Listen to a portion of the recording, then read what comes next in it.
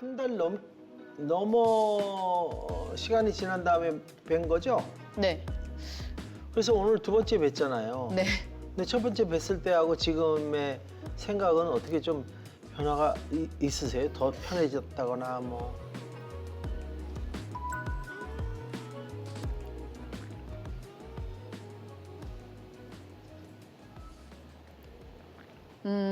그냥 솔직하게 다 말씀을 드리면 되게 차가워 보이세요. 예, 그냥 되게 차가워 보이세요. 예, 그냥 이렇게 뭐 이렇게 보이실 때는. 근데 또 그때 같이 할 때는 되게 의외로 약간 배려해 주시는 면 뭐 이런 것들도 은근슬쩍 챙겨주시고. 은근 온도가 좀 있더라. 네, 그러니까 약간 예, 우리 사람의 온도 36.5도 그렇게 느꼈었어요. 그래서 아, 이분은 분명히 또 다음번에 보면 내가 못 봤던 어떤 매력이 있을 거다. 그래서 오늘 뵀더니 역시나 그러신 거예요. 아, 그래요? 네. 더 인간적이세요. 더 인간적이세요. 더 인간적이시고 그다음에 이제 그때도 되게 지혜롭다는 생각은 했거든요. 근데 말씀하시는 게 정말 지혜로우세요. 그래서 제가 정말 많이 배우고 가는 그런 것도 있거든요. 그래서 처음 뵀을 때는 36.5도였는데 오늘 뵀을 때는 46.5도. 오. 되게 더 인간적인 면을 우와. 또 뵀는데 아마 거기에는 아까 주신 선물이 진심이 덜 담겼더라도 그런 표현은 저한테 너무 감사한 표현이에요. 저는 그 첫 번째 뵀을 때 저는 굉장히 그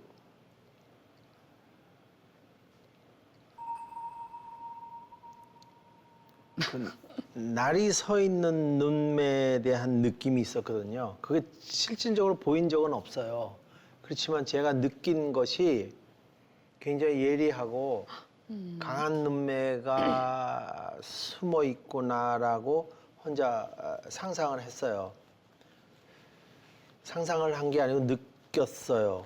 그런데 집에서 방송을 보면서 그 일을 하실 때 모습이 잠깐 나왔는데 그때는 전혀 다른 얼굴이었어요. 그래서 제가 생각했던 그 모습이 나오더라고요. 네, 그래서 저 표정은 본인이 타고난 표정이 아니다. 네, 이게 삶과 투쟁하면서 업무와 싸우면서 생겨난 전투 복장이다. 전투 표정이다. 직업에서 오는 표정이다.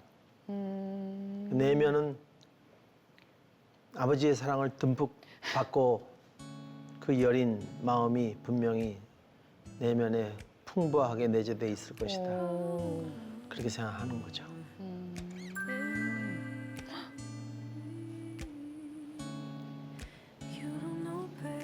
그래서 본심으로 돌아가시면 굉장히 부드러워지실 거예요. 맞아요.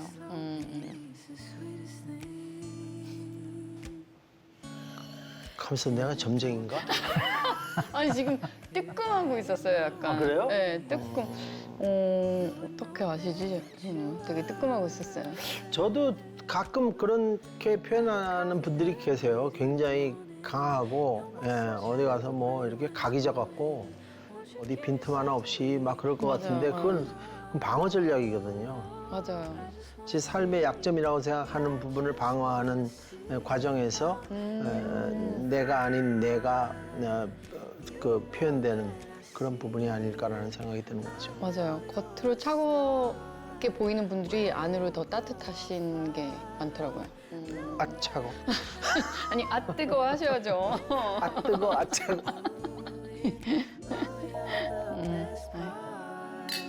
감사합니다.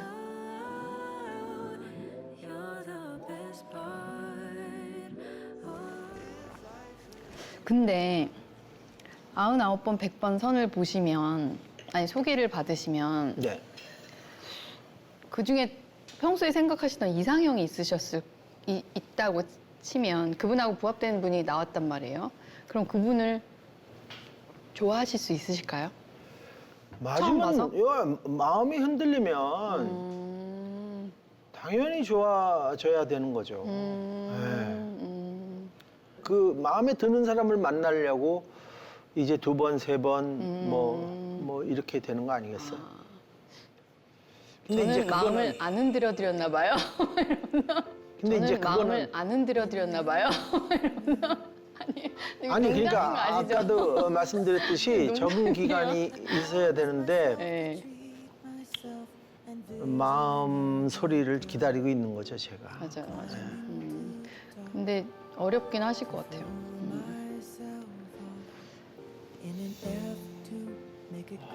근데 이제 고민을 많이 하시는 것 같아가지고 무엇이었을까 좀 궁금했었어요.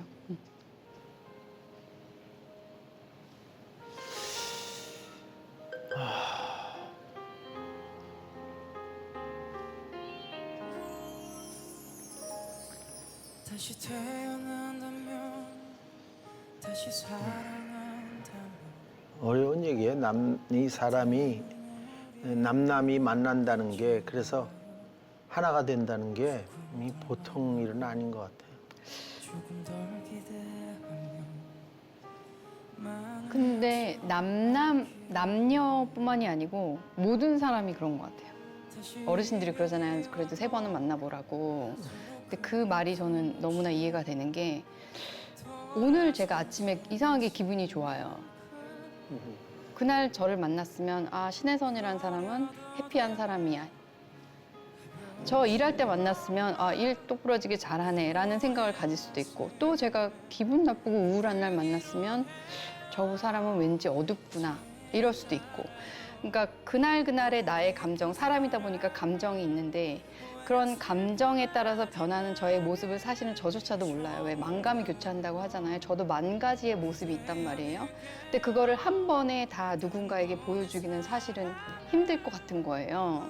그러다 보니까 한 사람을 처음 만나서 고작 몇 시간 안에 그 사람에 대한 걸 느끼고 판단한다는 것은 정말 제가 뭘 하고 상대방에 대해서 뭘 얼마나 안다고 제 주제 뭐 이런 거는 좀 감히 그런 거는 좀 어려운 것 같아서 좀 더 만나보고 그 사람을 파악하는 것도 나쁘지 않은 것 같아요. 그 가벼운 대화로 시작돼서 나의 반응을 보는 거죠. 그래서 그것이 느껴지는지 안 느껴지는지 그 사랑 감정이. 근데 그게 이제 사랑 감정이 굳은 살이 많이 배겨서 사랑 싹이 뚫고 나오기가 힘들어진다는 말씀이죠.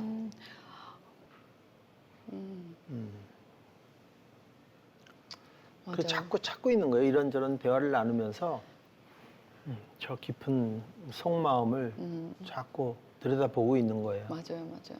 그렇죠. 막 얘기를 하다 보면 이게 맞으면 딱 얘기에 너무 몰입이 되잖아요. 그러니까 네. 막 안 보이는 거지 이런 음식들이. 근데 너무 잘 들어주시고 막 또 잘 대답해 주시고 이러니까 저는 너무 좋아요. 이렇게 편안하게 얘기할 수 있어가지고. 요즘은 그 다른 요건 때문에 사랑을 자제하는 사람들이 많더라고요. 젊은 사람들도 뭐 경제적인 요건. 수입이라든지 또는 집안 문제라든지 이런 외적 요인 때문에 사랑을 억제시키는 사람들이 많고 또 자기 목표가 강하다 보니까 또 사랑을 멀리하고 그런데 지속적으로 사랑은 우리를 유혹하잖아요. 그렇죠? 나이가 먹고 외로움에 익숙해졌음에도 불구하고 그 사랑에 대한 혼자서의 생각은 더욱더 강해지고 왜 그러죠? 왜 나이가 먹으면 더욱더 강해지는 걸까요? 저는 그냥 이제 마지막 기회다 생각해서 좀 더 강해지는 것 같고. 그러니까 왜 마지막이라고 생각하냐고요? 사랑 안 하면 안 돼요? 사랑 안 하면 안 돼요? 하고 싶어요. 하고 싶어요. 왜요? 하고 싶어요. 안 하고 그런 살고 행복감을 느끼고 싶지는 않으세요?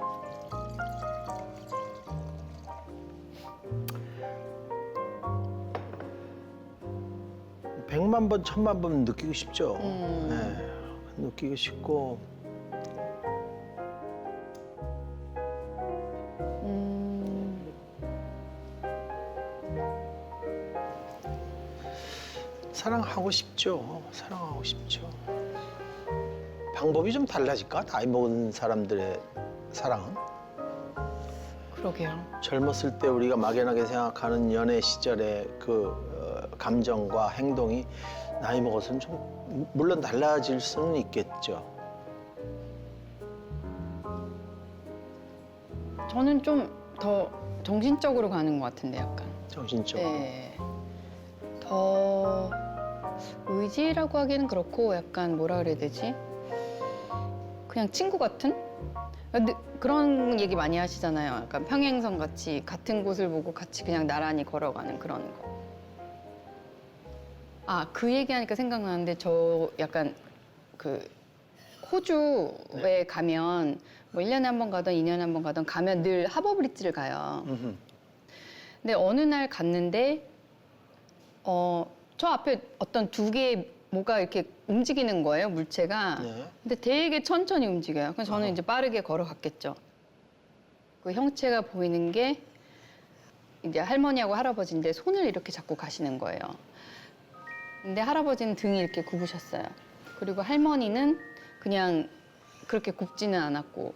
근데 그 두 분이 손을 정말 꽉 잡고 서로 얼굴을 이렇게 보는데 그 눈빛에 막 너무 사랑이 뚝뚝뚝뚝 떨어지는 거예요. 근데 그거를 본 순간 제가 사진을 찍고 눈물이 막 핑 돌더라고요. 그 두 눈 사이에 믿음이 쌓여 있었고 정이 쌓여 있었고 진짜 사랑이 있었고 근데 그게 뒷모습만 봐도 느껴지는 거예요. 그리고 손을 이렇게 꽉 잡은 그 모습에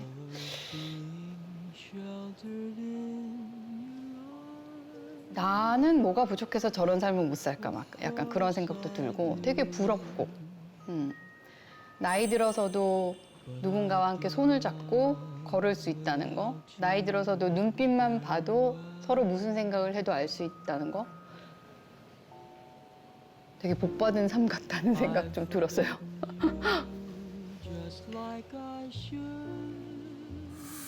근데 그게 이제 하루아침에 되는 건 아닌 것 같고 시간이 지나서 뭐 어려운 일도 있었을 거고 즐거운 일도 있었을 거고 그걸 같이 하면서 그런 것들이 쌓인 것 같아요. 그러다 보니까 더 저는 시간이 없구나. 얼른 누군가를 만나서 그런 시간들, 믿음의 시간들을 서로 쌓아와야지 저렇게 나이가 들어도 손 꼭 붙잡고.